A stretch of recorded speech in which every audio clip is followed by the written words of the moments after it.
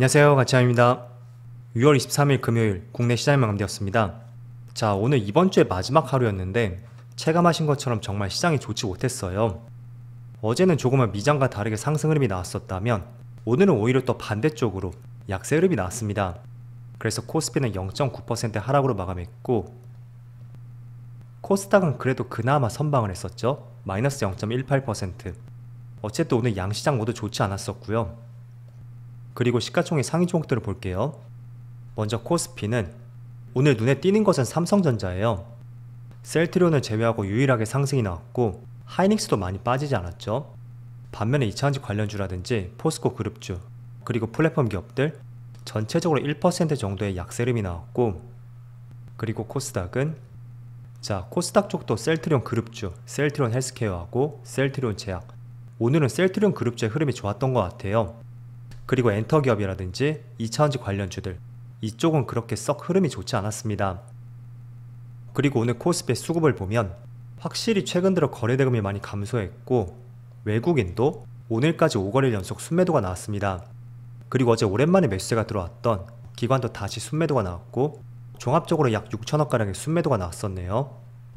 또 코스닥도 마찬가지로 외국인의 순매도가 있었고 기관은 그래도 이틀 연속으로 순매수가 들어왔습니다.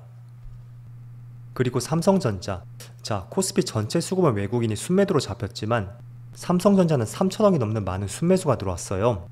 지난 5월 30일 이후로 가장 많은 순매수가 들어왔었고, 반대로 기관 쪽은 최근 일주일 동안 계속 순매도가 나오고 있습니다. 그래서 기관의 매도 패턴이 조금은 상승을 제한시키고 있고요. 그리고 SK하이닉스는 조금 다르게 외국인의 순매도가 있었네요. 그리고 기관도 순매도가 나왔죠. 하지만 규모 자체는 많지 않았고요. 그리고 LG에너지솔루션, 여기도 기관과 외국인의 순매도가 나왔고 삼성 SDI도 마찬가지로 기관과 외국인의 순매도가 나왔습니다. 그런데 최근의 수급을 보면 일주일 동안의 수급을 보세요. 과거보다 외국인과 기관의 순매도가 조금씩 커지고 있는 것 같아요. 삼성 SDI도 마찬가지고 LG에너지솔루션도 이렇게 비교를 해서 본다면 확실히 순매도 규모가 조금 늘었다고 볼 수 있거든요. 그래서 기관과 외국인의 메이저 수급이 들어오는지 이런 부분 한번 체크를 해보신다면 좋을 것 같아요. 그리고 주체별 매매 동향에 대해서 살펴보도록 하겠습니다. 6월 23일 외국인이 가장 많이 매수한 종목은 삼성전자, 한미반도체, 삼성중공업, 현대로템, 레이크머티리얼즈 이렇게 각각 매수했고, 반도체 그리고 반도체 장비 기업까지 이렇게 두 개 종목을 가장 많이 매수했네요. 그리고 기관은 포스코홀딩스, LNF, 두산마켓, 에코프로비엠 그리고 하이브까지 이렇게 순서대로 매수했고, 기관은 전체적으로 규모 자체가 많지 않았어요. 이어서 해외 증시를 볼게요. 오늘 국내 증시는 굉장히 좋지 않은 흐름이 나오고 있는데 전날 다시 한번 미국 증시는 반등이 나왔어요. 나스닥이 거의 1% 가까운 상승이 나왔고, 그리고 S&P 500도 0.4%, 다우지수는 보합이었네요. 그래서 전체적으로 시장 흐름이 어제는 나쁘지 않았었고요. 그리고 영국에서 깜짝 금리 인상을 했음에도 불구하고 오히려 나스닥이 반등하는 모습이 나왔습니다. 하지만 국내 증시는 조금 아쉬운 흐름이 나오고 있죠. 그리고 반도체 지수는 어제 0.6%의 상승이 있었고, 일본 니케이가 모처럼 2%의 급락이 나오고 있습니다. 그래서 어떤 시장이든지 계속 달리기만 하는 시장은 없습니다. 오늘 일본 니케이 시장처럼 이평선 간격이 벌어지고 또 캔들도 상당히 높은 위치에 있다면 어떤 시장이든 종목이든 항상 이런 흐름이 나올 수 있으니까 이런 흐름들은 항상 대비를 하셔야 됩니다. 그리고 대만 가권지수를 보면 대만하고 중국 증시는 어제 휴장이더라고요. 제가 이 부분은 조금 미스했던 부분이 있었는데 오늘도 개장을 하지 않은 것을 보면 지금 이틀 연속으로 휴장인 것 같아요. 그래서 개장을 하면 다시 한번 말씀을 들어보겠고, 일단 코스피 지수를 볼게요. 우선 국내 증시가 미국 증시하고는 다르게 선제적으로 조정이 들어왔었고 또 오늘도 조금은 반대 흐름이 나오고 있습니다. 하지만 제가 강조해 드리는 것은 조정 없는 시장과 종목은 없다, 이 점을 항상 말씀을 드리고 있고, 또 선제적으로 먼저 과열을 시킨다면 추후에 미국 시장이 하락이 나온다고 해도 국내 증시의 하락폭은 제한이 될 것이다, 그게 저희 생각입니다. 그래서 지금 RSI 지수를 보시더라도 45포인트, 46포인트 그 정도까지 지수가 많이 내려왔습니다. 물론 시장이 하락 장세였다면 작년을 볼까요? 이렇게 30m로 하회하면서 굉장히 침체 구간을 만들고 그 이후에 반등이 나오는 것이 일반적인 패턴이었거든요. 작년 6월도 마찬가지죠. 살짝 깨고 내려가서 이렇게 반등이 나왔었죠.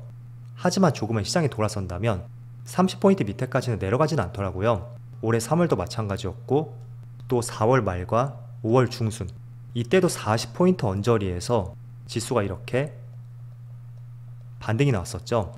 때문에 개인적으로 다음 주까지는 조금은 바닥권을 다질 가능성이 있다고 저는 생각이 되고, 그렇지만 현재 위치를 봤을 때는 그 낙폭은 크지 않을 것이다, 이렇게 말씀드리겠습니다. 그래서 지금의 시장 위치를 한번 체크를 해보시고요. 그리고 제가 여러분들과 이거 한 가지 말씀을 드려볼게요. 항상 주가라는 것은 조금은 작은 기업들을 제외하고 일반적으로 대형주를 볼 때 주가는 실적과 굉장히 밀접한 관계가 있습니다. 하지만 여기에 시차가 발생이 돼요. 그렇다 보니까 조금은 이 부분을 이해하지 못하시는 분들이라면 투자의 시점을 놓치기도 하는데, 제가 이런 부분을 조금은 자세히 말씀을 드려볼게요. 자, 일반적으로 주가와 실적은 저는 개인적으로 6개월 정도? 그 정도 주가가 먼저 선반영되어 움직인다고 생각하고 있어요. 그래서 검은색이 실적 그래프이고 빨간색이 주가이거든요. 한번 이 패턴을 살펴보세요. 일단 국내는 대체적으로 수출 기업들이 많이 포진해 있고, 또 경기는 항상 사이클이 있기 때문에 실적은 일반적으로 이러한 움직임을 보여주고 있습니다. 그래서 드리고 싶은 말씀은 항상 실적 발표를 했을 때 지난번 삼성전자를 떠올려 보세요. 작년 초인지 재작년 말이었는지 그쯤에 실적 어닝 서프라이즈가 나왔지만 주가는 오히려 하락했던 경험을 해보셨을 거예요. 대체적으로 이런 구간이었겠죠. 실적은 굉장히 피크를 찍었지만 오히려 주가는 이렇게 하락을 했다. 자, 반대로 이번 초에 실적은 역대급 부진하게 나왔지만 오히려 주가는 상승하는 이런 패턴을 경험을 하셨을 겁니다. 그게 다 시차가 있기 때문에 이런 현상이 발생된다고 이해를 해보시고요. 제가 보는 경기의 이 네 가지 패턴을 우리가 항상 이해를 할 필요가 있다고 저는 생각이 돼요. 그래서 우리가 항상 투자를 할 때는 공급 과잉 현상을 겪고 실적이 정말 악화가 되었을 때 그때를 우리가 오히려 매수의 적기로서 봐야 되거든요. 하지만 이런 구간에서 우리가 매수하는 것은 사실 쉽지는 않습니다. 왜냐하면 실적이 정말 부진하게 나왔잖아요. 그래서 내 생각도 굉장히 부정적일 것이고, 또 뉴스를 틀어봐도 굉장히 부담스러울 수밖에 없는 재료들만 발표가 됩니다. 그래서 이런 부분이 조금은 부담스러울 수 있을 거예요. 하지만 여러가지 산업의 특성을 봤을 때는 항상 사이클이 있었고, 그 사이클을 잘 이해하고 있다면 조금은 용기를 내볼 수 있다는 것이죠. 그래서 이런 저점을 우리가 확인해 볼 때 몇 가지 힌트가 있어요. 자, 삼성전자의 주봉 차트를 보면 예를 들어 하락장에서는 계속 저점을 깨면서 주가의 평균이 낮아지고, 반대로 주가가 조금의 변곡점을 형성했을 때는 그 저점이 이렇게 높아지는 것이 눈으로 확인이 될 거예요. 그래서 첫 번째 힌트가 될 수 있고, 또 두 번째는 헤드앤숄더 패턴 아시죠? 역으로 발생이 되는 헤드앤숄더 패턴, 이런 것도 우리가 찾아볼 수가 있고, 또 세 번째는 조금 전에 부정적인 실적이 나왔음에도 불구하고 주가의 상승이 나올 때 그런 것은 업황 바닥에 대한 기대감이 있으니까 반등이 나온다, 이렇게 이해를 볼 수가 있습니다. 그리고 한 가지 더, 조금 더 확실한 패턴인데, 며칠 전에 제가 주봉상 52주선 1년 평균에 대해서 말씀을 드렸을 거예요. 여기를 돌파했을 때는 평균이 조금씩 올라간다고 볼 수 있고, 그렇다는 것은 업황이 돌아서는 초입이다, 이렇게 정리를 해볼 수가 있습니다. 그래서 혹시나 주가가 밀려서 이렇게 다시 되돌아간다고 해도 이 52주 평균선 있죠? 그게 굉장히 지지 역할을 할 가능성이 높아요. 그래서 이 부분 한번 이해해 보시고요. 또 SK하이닉스 같은 경우에는 이 종목도 마찬가지로 역 헤드앤숄더 이 패턴이 만들어졌었거든요. 그래서 제가 지금도 기억이 나는데 아마 8만원대 구간, 이 구간에서 많이 말씀을 드렸을 거예요. 반도체 업종의 실적이 부진했음에도 불구하고 주가에 반등이 나왔고, 또 AI 반도체에 대한 기대감, 이런 것들이 하반기에 있으니까 지금은 주식을 적극적으로 매수할 때다, 이렇게 강조해드렸던 기억이 있습니다. 그래서 이러한 생각을 가져올 수 있는 것은 항상 주가는 실적에 비례해서 움직이고, 그건 6개월 정도 선행적으로 움직이는 만큼 이 사이클의 변화, 이런 부분 한번 이해해 보시면서, 반도체만 해당되는 것은 아니에요. 최근에는 의류 쪽도 작년에 모든 업종들의 재고가 넘쳐나면서 반도체뿐만 아니라 의류, 반도체 기판, 그리고 다양한 업종들의 재고 감소에 힘을 썼습니다. 그런데 의류 쪽도 마찬가지죠. 이제 재고 감소에 대한 효과가 조금씩 나타나고 있고, 이런 부분은 사이클상으로 봤을 때는 실적이 돌아설 것이라는 그 기대감이 먼저 반영이 되는 만큼 이런 구간이라고 볼 수 있겠죠. 그래서 너무 후행적으로 발표되는 실적에 대해서 지금의 주가와 너무 비교를 하지 마시고요. 지금 발표되는 그 실적은 이미 주가에 충분히 녹아들었고, 우리가 초점을 맞춰야 되는 것은 6개월 뒤에 어떤 변화가 있을 것이냐, 그런 것들에 포커스를 맞춰보자고 늘 강조해 드리겠습니다. 자, 그래서 오늘 반도체 관련 업종에 대한 기사를 보니까 삼성전자의 2분기 실적은 좋지 않을 것으로 예상이 돼요. 하지만 본격적으로 3분기부터는 영업이익이 개선될 것이고, 올해 전체 영업이익은 10조 원을 돌파할 것으로 전망하고 있습니다.